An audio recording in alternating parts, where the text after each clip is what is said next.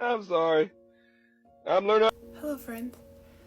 It's fitting that you reposted that video because I think about it all the time. What no one tells us is that once we've mastered the physical art of reading, we get a choice to make.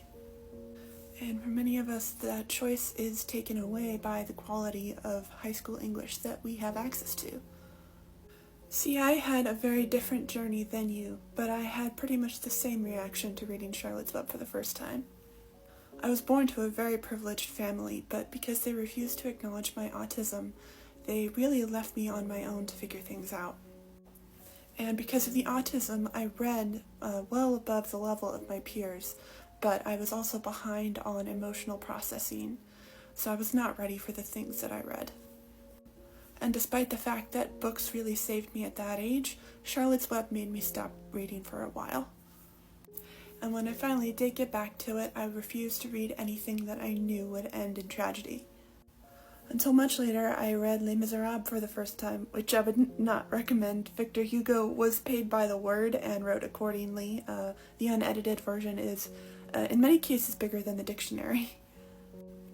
But I realized that people write sad stories for a reason.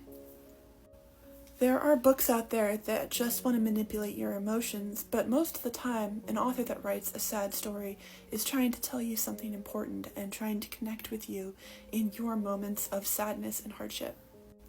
You've come so far in your reading skills since you first posted, and very soon you will get to decide. Will you choose to read fun, lighthearted stories forever to be entertained like you were watching TV?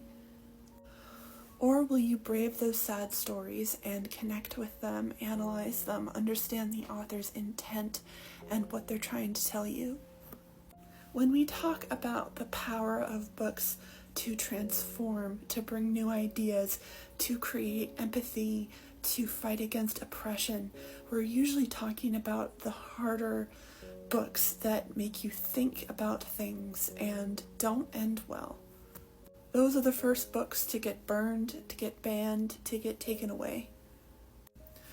If it would help, I would gladly post an analysis of Charlotte's Web to break down some of those themes and show why it's so important even though it is so sad. Analysis is something that helps me understand these sad works and make sense of why people would write things that make me feel that way. But I know it's been a while since you posted that, and I understand if you don't want to think about it again, or even if you've moved on and realized all of this for yourself. Either way, we are still so proud of the progress that you've been making. Best of luck to you, friend.